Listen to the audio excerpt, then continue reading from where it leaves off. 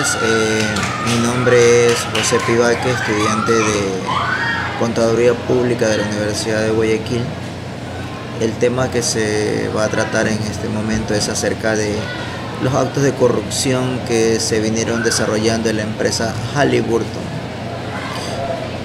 Halliburton era una empresa que fue creada por un joven emprendedor llamado Earle Palmer Halliburton a inicios de los años 1900, como una empresa dedicada a cuestiones de tipo de extracción de gas licuado y posteriormente a todo lo que concerniente a petróleo y sus derivados. A medida que la empresa fue desarrollándose y fue creciendo, necesitó de desarrollar algún tipo de alianzas o fusiones con otros tipos de empresas. Es así pues que tuvo que desarrollar una fusión con una filial llamada KBR, por sus siglas Kellogg Brown & Root. Esta compañía KBR pasó a ser una subsidiaria de Halliburton y empezó a desarrollar ciertos tipos de contratos con el ejército de los Estados Unidos. Recordemos que Estados Unidos desarrolló ciertas invasiones en países asiáticos, para ser más precisos, la invasión a Irak entre los años 2000 y 2003, precisamente por estas cuestiones, por el elevado precio del petróleo, en donde pues Estados Unidos lo que quería era pues de alguna manera amansar todas esas masas de petróleo,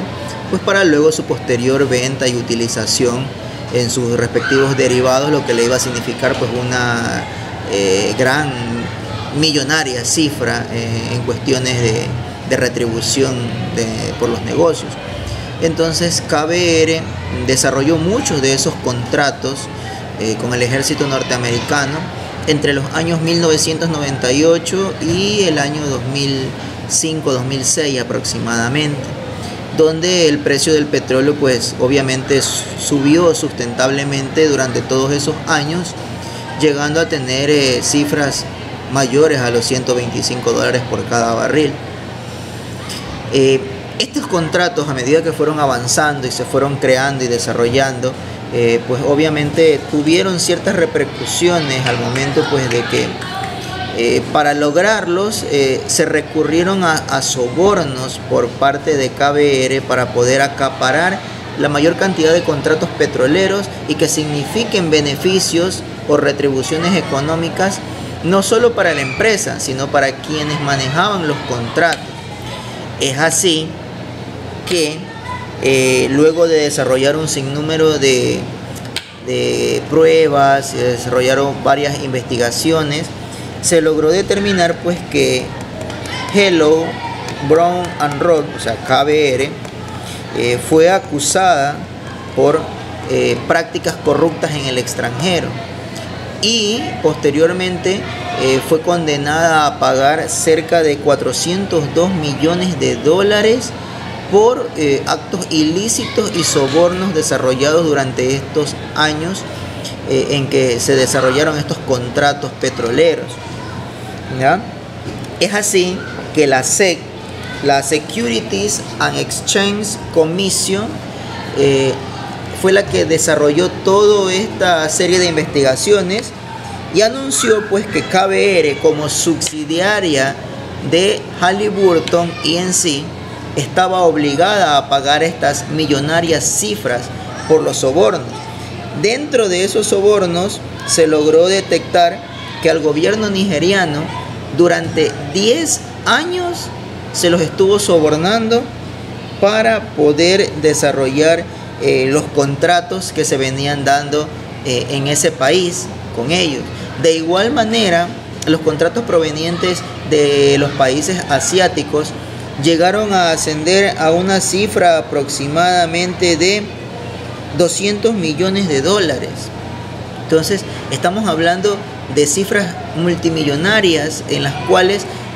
se promovían sobornos para poder acaparar los contratos respectivos que tenía la subsidiaria.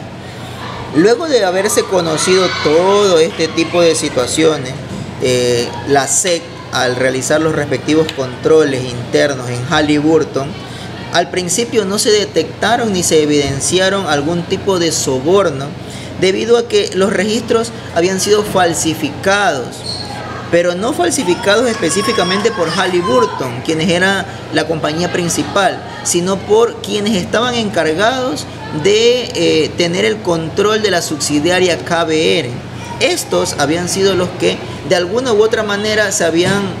adueñado de los registros, y de esta manera lograban falsificar para poder cubrir los pagos ilegales que se estaban desarrollando por obtener el control de los contratos petroleros o de los contratos que se avecinen en ciertos países a nivel mundial. De esta manera, Halliburton y KBR acordaron en un principio liquidar 177 millones de dólares, ¿ya? Para liquidar o devolver, de alguna manera retribuir los cargos que le había puesto la SEC por este tipo de cuestiones. Del mismo modo, se accedió a pagar alrededor de 180 millones de dólares a los agentes de Mónaco en el Reino Unido, y de igual manera agentes japoneses por proyectos de construcción, en donde también estaba inmiscuido el gobierno nigeriano, como se dijo, al cual